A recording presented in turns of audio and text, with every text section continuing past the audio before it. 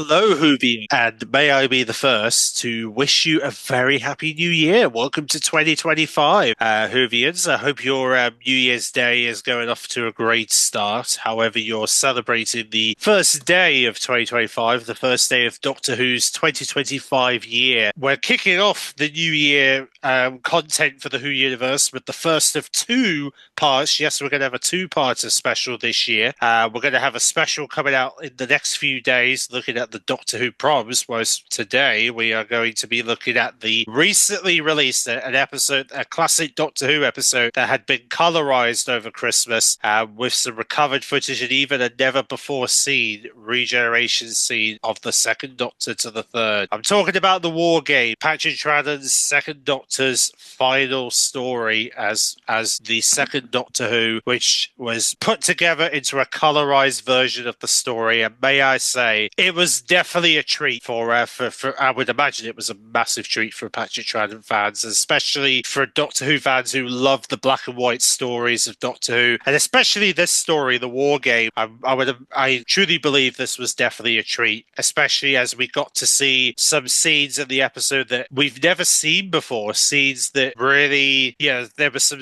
recovered footage that I didn't even thought was even part of the story until this episode. It was really, really interesting how they put those scenes into this colorization. It kind of gives us a different perspective of how the War Games would have looked like if this footage was featured in the original broadcast. Even though the technology back then, you wouldn't have been able to do a lot of CGI stuff, but it was really cool to see how some of that footage, what that footage would have looked like if it was released in black and white back in the time when the episode was being broadcast originally. We would have been very fascinated to see some of the stuff they showed in the recovered footage section of the story. And also the fact that they've watered it down. It was 90 minutes, of course, because they wanted to water down the 10-parter, because originally the stories in a 10-parter, if you go to BBC iPlayer, you would see it in 10 parts. That's how it originally aired in 1969. So, of course, this one is a slightly more watered down version of those 10 parts. And what they've essentially did is they took the most important parts of the 10-parter. So they kind of took the most important parts of the story and put it together into this 90-minute broadcast, which I think was really smart of them, because there was a lot of powerful scene in the War Games, particularly the backwards and forwards of the Doctor getting caught and then not getting caught from shipman frame or whatever the soldier guy was. Yes, the fact that Jeremy Spine, there you go, Jeremy Spine. I finally got the name. I nearly forgot about it, but yeah, Jeremy Spine. The fact that he tried to manipulate the soldier's mind by telling them that whenever they saw this really weird time machine, they tried to make them think that there was nothing there, that he went to an important meeting. So you had this sort of manipulation stuff going on in the story. They kept that part in there, which was obviously crucial to the War Games storyline. And then you have the War Chief, who is a member of the Doctor's Time Lord race, which is kind of the way. Now, here's the thing, right, in regards to the War Chief, because I know some are curious about this character, because we only see this character once, right? I've always believed this character is the early version of the Master because of the way he behaves towards the Doctor. And if you look at the scenes with him and with the second Doctor, you kind of get this impression this could be possibly the early days of the Master. I don't know what it is, but there is something about this character that makes me think this is the Master before he became the Master. So essentially the Master had a different name before he took on the role of basically the Master we saw in the John Pertwee's reign, which I'm starting to think maybe they're connected now. Is that a thing? Is it possible the War Chief was indeed the early version of the Master before he became Roger Dalgaro's version? Could it be? I mean, and also the fact that he has a beard that's almost like growing to the shape Roger Dalgaro. I'm starting to maybe I'm on the track of him being the Master. Could it be? I mean, I'm just throwing it out there in case it's possible it could be the Master. I mean, we don't really have any confirmed facts yet, but who's to say there isn't any evidence out there to suggest maybe he is related to the Master and he could be a version of the Master that we have not really been paying attention to for a while. I mean, I would be very interested to see if the War Chief is related to the Master in some way, and if he is, what could this mean for the future of the Master? Should we expect or more importantly, if it's not the Master, could it be a member of the Master's family who we could see down the road, or maybe see a version of him that's resurrected down the road? I mean, it would be very interesting to see if they were to think about resurrecting the War Chief. How would that work? Especially with if the Master was responsible for bringing that character back, how would that dilemma work between the Master and the War Chief? It will be very interesting to look at that type of storyline in down the road should they work with it. But yeah, it's just like I said, that character just makes me think it's the Master.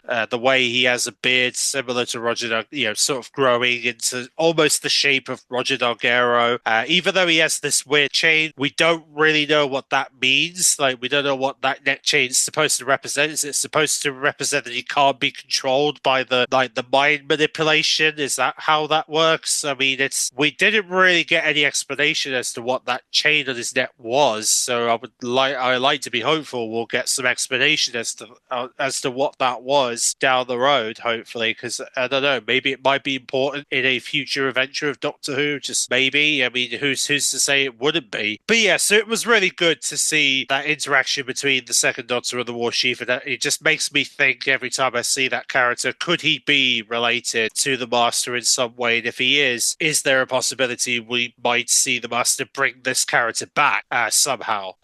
It'll be very interesting to see if he does. And then, of course, and then on top of that, you've also got the whole dilemma of the Doctor trying to, obviously being a good guy and then trying to pretend to be the villain for a bit, which obviously was something that Patrick, obviously because we saw a double ganga of Patrick Troughton as Salaman in the enemy of the world, so obviously it's basically sort of an arc, so I guess you could say a callback to his Salamander character in a way, considering he saw a version of himself as an evil person back in that story, which I'm surprised they didn't repeat that over Christmas, because it was a recovered story. I'm surprised they never thought about repeating the enemy of the world if they were going to do like a whole Patrick Troughton night on the telly. Just wondering. But nevertheless, I mean, despite obviously we got the Time Lord stuff, which obviously we did see. Obviously they added the whole Gallifrey scenery that was taken from the New Who stuff, obviously from the Peter Capaldi Hellbent, as well as the 10th Doctor's time, featuring those scenes of Gallifrey have been used in New Who, being incorporated into this storyline, obviously with the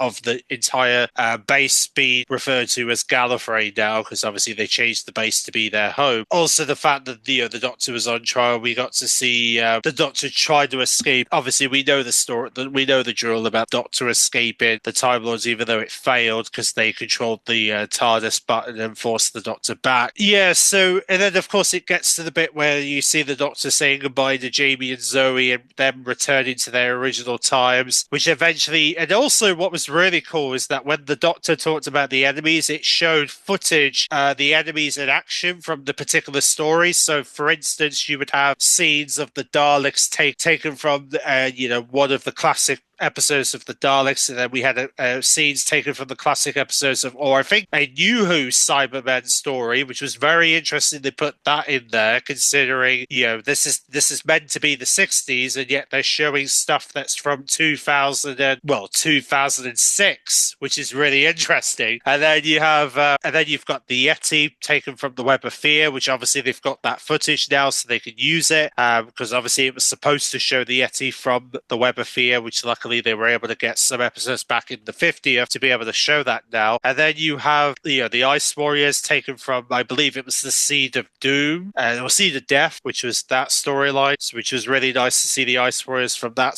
story being used for that when the Doctor talks about the Ice Warriors, and then the Quogue from Dominators, so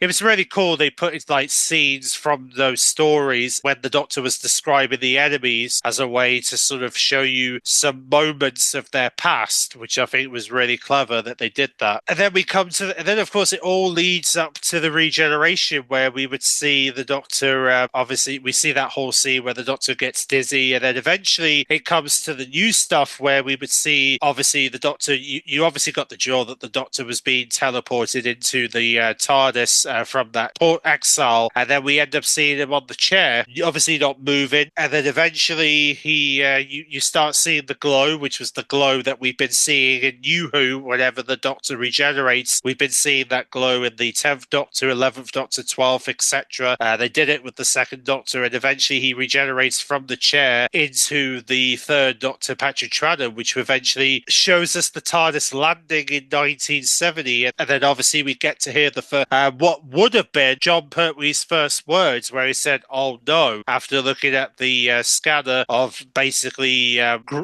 just trees all around the TARDIS. And he was like, "Oh, this doesn't look good," and it eventually just leads into the moment. Obviously, eventually leads into the start of the Spearhead from Space, where we would see the Doctor coming out of the TARDIS and collapsing, which was basically the opening when the Doctor arrives on Earth for Spearhead from Space. So essentially, it was sort of like incorporating the end of the War Games into the Spearhead from Space, and essentially showing the moment when the Doctor lands on Earth during the Spearhead from Space, which originally in the start of the Spearhead in Space you would see obviously the Autons stuff arriving, but obviously in this scene you would essentially see the Doctor just collapsing after they've landed, which obviously would set up the whole Spearhead from Space storyline where Brigadier wouldn't recognize him, etc. But it was really, really fitting way to end the story, wasn't it? To see a scene for, well, essentially few seconds of Spearhead from Space of basically the third Doctor leaving the TARDIS and collapsing, which obviously leads to the Doctor being taken into the hospital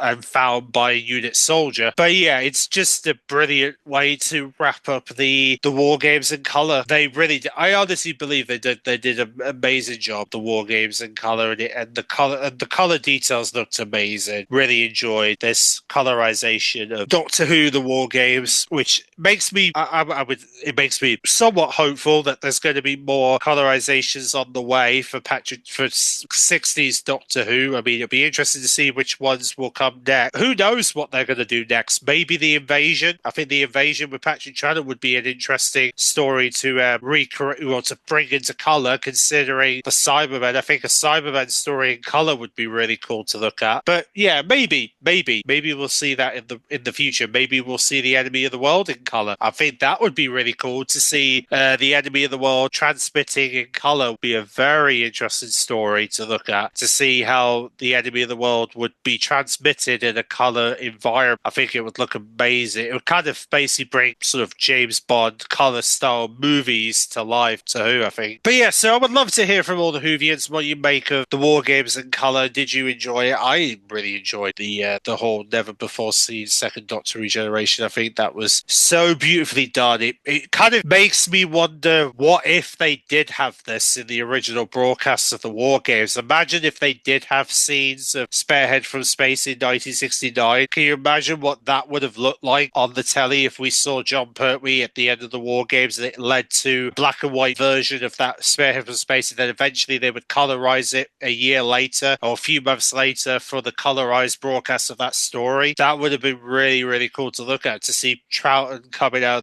seeing Patrick Troughton in the closing moments of the War Games. I think that would have been a surprise to a lot of people to see, well, not really as a surprise, really, considering his name was on the newspaper at the time as the new Doctor, but it would have been a surprise to some seeing Troughton, seeing John Pertwee in a Patrick Troughton story as the Doctor, which really, really cool. But nevertheless, I hope we do get some home video releases. I would believe we would get a DVD, Blu-ray, and steelbook case of the War Games in color. I mean, they haven't announced one yet, but I truly believe we will get one relatively soon, considering a lot of people are going to want to have the War Games in color on their DVD shelves, which I know I will. But yeah, it's just really lovely colorization of the War Games. I love it, and I hope that all the Doctor Who, hopefully all you Whovians loved it as well. And I would love to hear what you make of the colorization of the War Games as we start building up to our next part of the New Year specials, where we're going to be taking a look at the Doctor Who Proms 2024, the TV broadcast of that Doctor Who Proms that we got during Christmas, this past Christmas on the BBC, which was definitely another treat for Doctor Who fans over Christmas, and it was definitely worth watching.